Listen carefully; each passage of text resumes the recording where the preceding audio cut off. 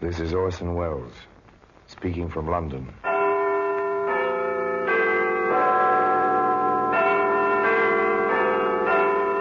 The Black Museum, a repository of death. Yes, here in the grim stone structure on the Thames, which houses Scotland Yard, is a warehouse of homicide, where everyday objects, a teapot, a sewing needle, a folding camera, all are touched by murder.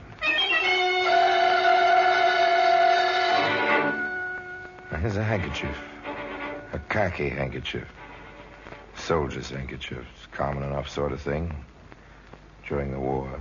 A handkerchief stock, fairly clean, if a bit moldy. That would be from exposure, Thompson. Looks like army issue. It is, but no hero used it. You can bet on that. Well, that handkerchief can be seen today in the Black Museum.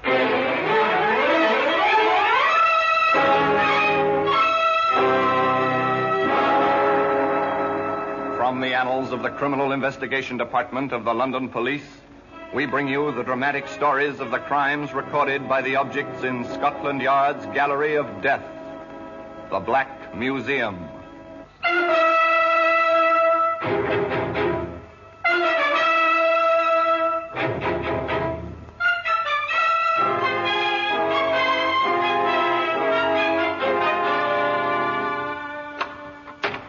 Here we are at the Black Museum in Scotland Yard. Just come into this silent room. Outside, the Thames is busy with London's river traffic, and just upstairs, police communications tap from the teletypes, ring from the telephones. But here, as I say, is silence.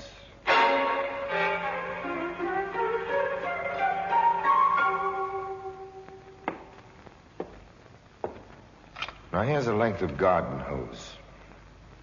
Once it was connected to an exhaust of a car. From there up through the floorboards. The time was winter. The driver rode with all the windows closed, and the car crashed. The man died. It wasn't exactly an accident, no, it was murder. Here's a German Mauser, war trophy heavy gun. Strange, a tiny woman held it with two hands, smudged her own fingerprints. She was found out. Her hands gave her away. The paraffin test, you know, for gunpowder smoke. Ah, here we are. Here it is, the khaki handkerchief. Originally, it was intended for camouflage. Fairly shouted for recognition at the right time in the wrong place. Yet the trouble first appeared as the commonplace ringing of a telephone.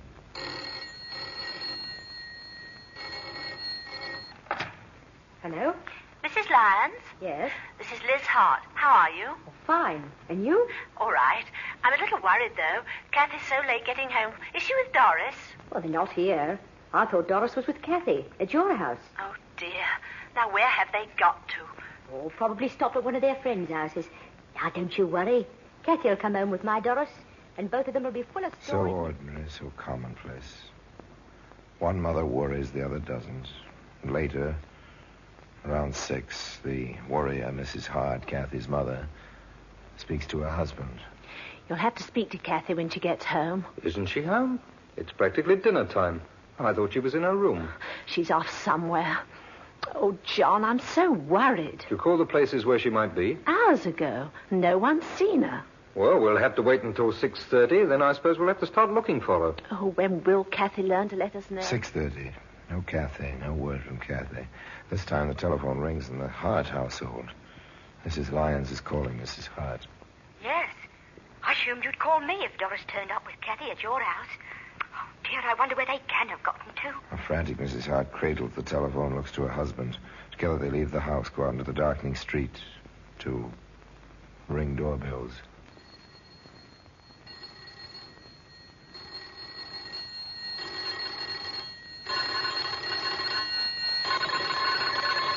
I'm sorry to disturb you, but I'm trying to find my girl.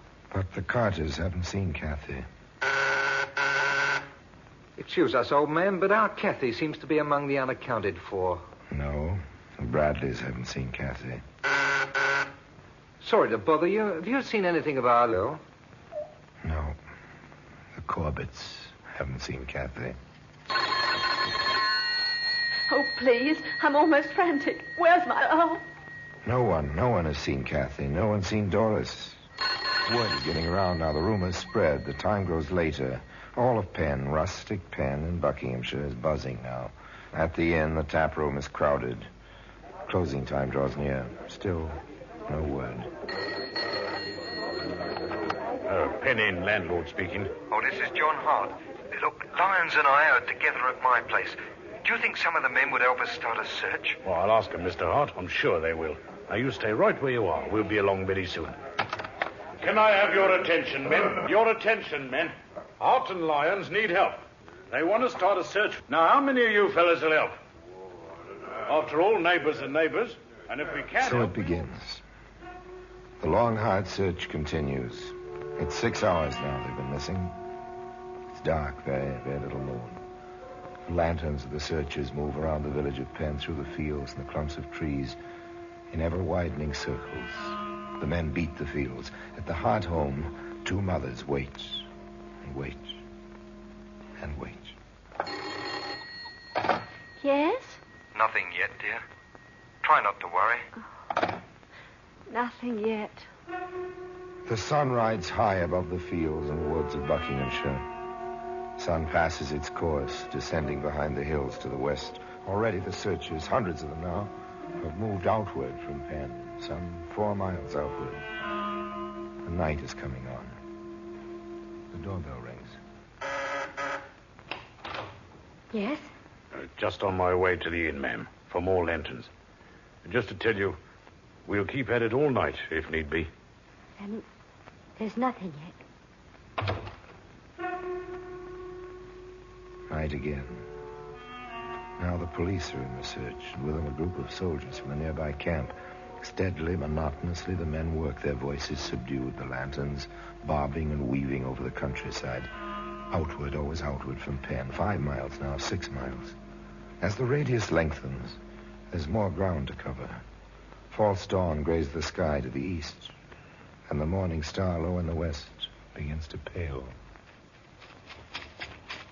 Over here, mate. This way. Hello!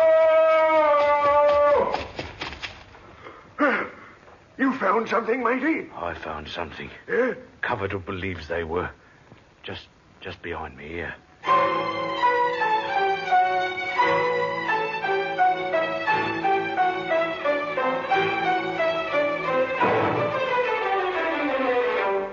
Found. The weary men brought the terribly tragic news back to Penn. In the little wood with its running stream where the bodies were found, 2 of Scotland Yard's inspectors, Thompson and Stark, took over together. Now was the time for professionals at manhunting.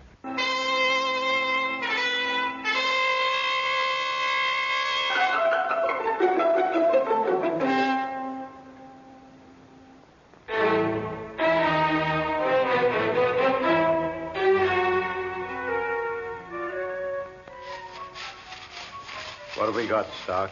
Not much. Barely anything to go on. Gas mask container, wooden, out near the road. I don't think they were killed here, do you? No, chances are against that. One of the men brought me this. A handkerchief, Stark. Fairly clean, if a bit moldy. That would be from exposure, Thompson. Looks like army issue. It is, but no hero used it. You can bet on that. There are tire marks and an oil patch over to the right. Truck tires. Double rear wheels. Army truck, it looks like. Plaster casts. The men are making them now.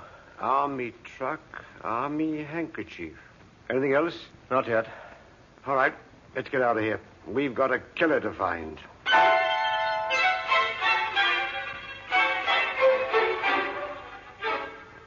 They know the routine, these 2. But grimly they set about the work. Stark takes the gas mask container, the plaster casts, the handkerchief to the experts at the yard. Thompson stays on in Penn. He visits a different kind of yard. Doris and Kathy were once my pupils, Inspector. I have a very personal reason for wanting to help you. But just how can I? It doesn't need me to tell you, miss, how observant children can be. Now, it occurred to me that some of the kiddies in your school who live near the Hart's home might have noticed something unusual on their way back from school. Of course, it's only a shot in the dark, but a child might remember something that a grown-up would forget. I see what you mean, Inspector. Right then. Now, who in your class lives near the huts? Let me see now. Linda Carter. Oh, yes, and Kenneth Bradley. They're playing just over there. Come with me.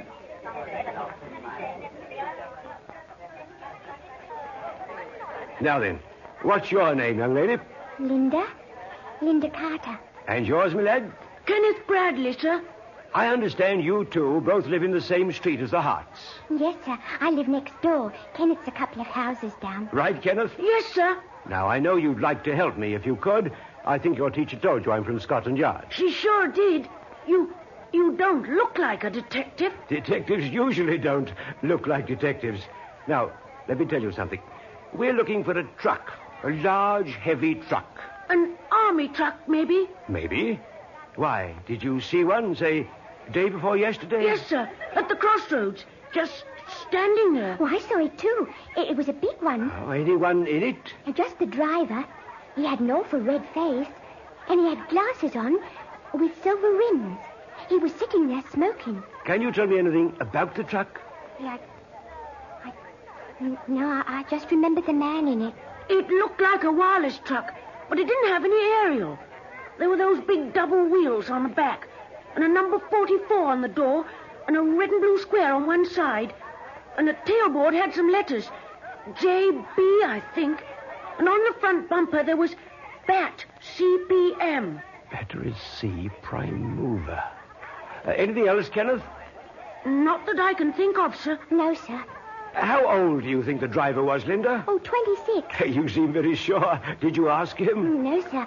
But he looked about my father's age, and Daddy's 26. I heard him say so. Thank you, Linda. You too, Ken. You've been very helpful. When you come to London, I'll see to it that you're shown through the yard. You'll like that, I'm sure, eh?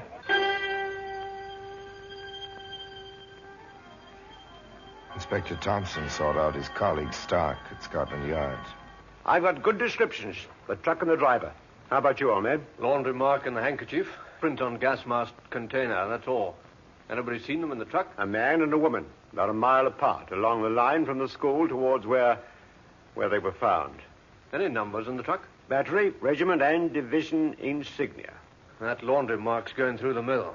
H2503 is being checked in every laundry in the county of Buckingham. Good. I'll get onto Army Intelligence. We'll find that truck, the outfit that uses it, and the man who drives it. A leaky axle drips oil, does it? We'll see about that.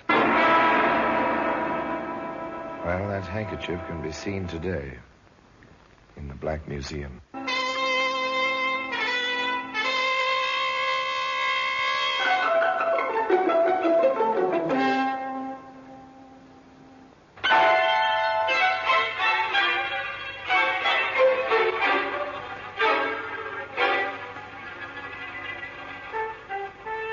Now it was routine, except for the unforgettable sight of leaf-shrouded bodies in the wood.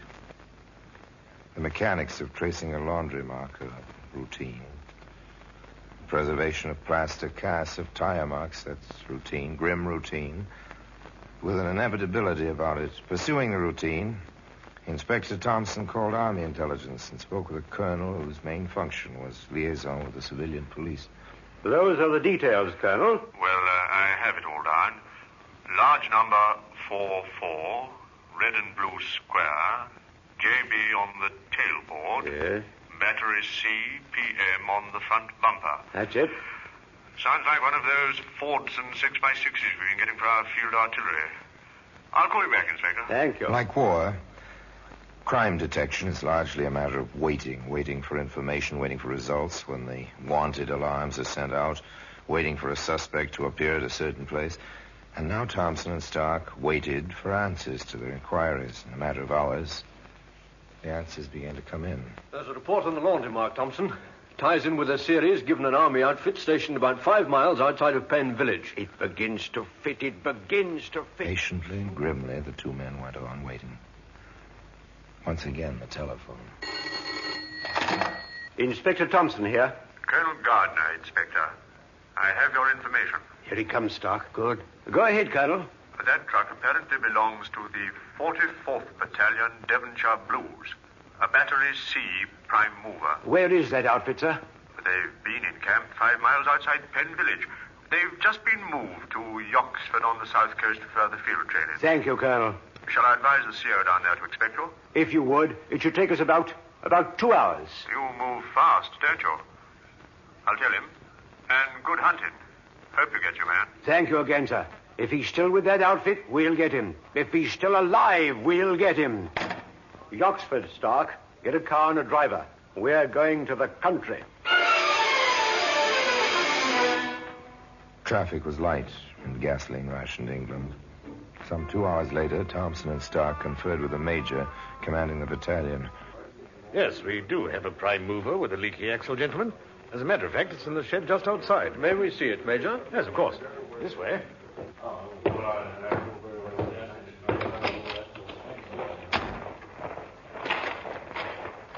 I have the tire cast, Stark. Good. And our accommodations are still a bit primitive. No proper garage facilities. We just moved into this setup day before yesterday. We understand, Major. You've been having much trouble with that truck? Oh, yes. A few days ago, just before we broke camp near Penn, that's over in Buckinghamshire. Yes, we know the place. We released the truck to the maintenance depot. Apparently, there isn't much they can do with it. The main differential is a problem. Well, there we are. JB on the tailboard. Have a look at the inside, will you? I'll take the tires and the markings. Check. 44 on the door, yes. Big enough, the lad could hardly miss it. Red and blue square. Our battery shoulder patch, Inspector. Yes, I thought so. Markings all checked. Let me see now. The tires. Falling in here, Thompson. Yes, tires checked with the cast stock. Well, we expected that. Here's something on the tarpaulin. What do you make of these stains? Want to guess, old man? Oh, your guess is as good as mine, and it'll be confirmed by pathology. Blood. I think we're through here, Major. May we go back to your office, please? Blood on the tarpaulin, crumpled up and tossed into a corner of the truck. I don't think they were killed here, do you? No. Chances are against that. No blood around here. But blood on the tarpaulin in the truck. The 2 detectives and the major went back to the orderly room. I think we'd better see the driver of that truck, Major. Oh, yes, of course. Sergeant Carroll. Do you know who drives the prime mover for Battery C? That'll be Driscoll, sir. Oh, where is he now? I expect he's in the battery day room, sir. Oh, bring him over, will you? With his gear, duffel bag, the whole outfit. Yes, sir. The sergeant turned and left. The major, with Thompson and Stark, waited silently, each busy with his own thoughts. An army is a cross-section of the population, they say. If this Driscoll did this thing, part of that cross-section, I suppose. That blood stain. I hope there's enough for pathology to type it. Laundry marks. His shirts and underwear ought to have the same mark as the handkerchief, if he's the man. In the day room of Battery C, the situation was normal. The sergeant walked in without attracting too much attention. Oh, here you are, Driscoll. Well, what's up, Sarge? You are. Major wants you. Well, what's wrong now? He didn't tell me. Let's get over to quarters first. Well, what for? Major wants to see your gear. All of it. Oh. Let's go. Was the waiting over? Out of the seeming anonymity of the army, had they found their man, and so quickly? In my office, Sergeant. Yes, sir. Halt! Gunner Driscoll, Major. Thank you, Sergeant. Dismiss. At ease, Driscoll. Thank you, sir. This is Inspector Thompson and Inspector Stark, Scotland Yard. They have some questions, Driscoll. Answer them. I'll try, sir. Well, he's all yours, gentlemen. May I examine your duffel bag, Driscoll? Of course, sir. The blouse is rather wet, isn't it? Caught in the rain, sir. Must have been quite a rain to go through the pockets like this. It was, sir. You're sure you didn't wash it yourself and pack it before it was dried? No, sir. It was the rain, sir. How do you explain this shirt? The cuffs cut off like this. Came back from the laundry with the cuffs all frayed. I cut them off. Only used a shirt round the trap, sir. I see. Driscoll, does this handkerchief look familiar to you? Like any other handkerchief, Inspector? Thompson, the laundry marks. Here, collar of the shirt. I see it. We'll try again, Driscoll. Look at the laundry marks on the shirt and on the handkerchief.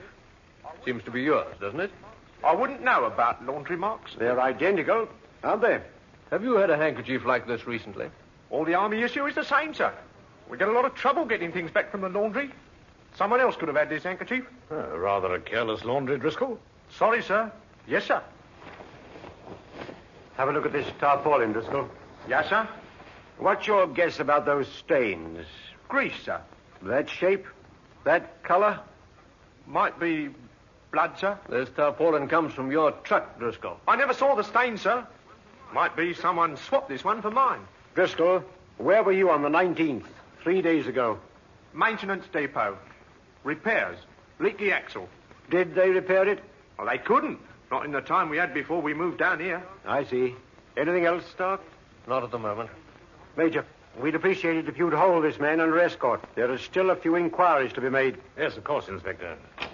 Oh, Sergeant, in here, please.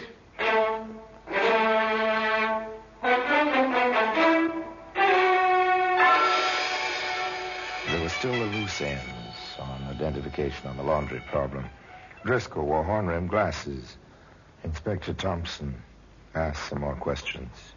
I see, Corporal. He wore army issue and suddenly he bought himself the horn frame. You joked with him about it, and he didn't like it. Grew angry, did he? Inspector Stark visited the regimental laundry depot. No complaints from Gunner Driscoll about losing things for him. Never tore or frayed his shirts. I see. Thank you. Stark stayed with the shirt. A battery mate of Driscoll's had noticed the missing cuffs. The night you rolled in here, you noticed the cuffs missing. That was the night of the 20th. Very good. Inspector Thompson turned up an interesting item. Say that again, Sergeant. Night we came in here, we heard about those two in the woods. We were shooting the breeze about it in the day room. All at once, Driscoll looks around and says, 10 to 1 there's a murderer in here, that's what. And once again, a telephone. Yes? Oh, it's for you, Inspector. Thank you, Major. Inspector Thompson speaking. He did? I see. It's been checked at criminal records. Good. Very good. Yes, of course I wanted the word at once. Thank you very much. They found something? The crew we left at Penn turned up the second gas mask container. Metal, this one. Had a print on it. They checked in criminal records. The fingerprint belongs to an Oscar Driscoll. Served a term 8 years ago for molesting and impairing the morals of a minor. Oscar Driscoll, you're under arrest. The charge is willful murder of Kathy Hart and Doris Lyons on the afternoon of October the 19th. Well, that handkerchief can be seen today in the Black Museum.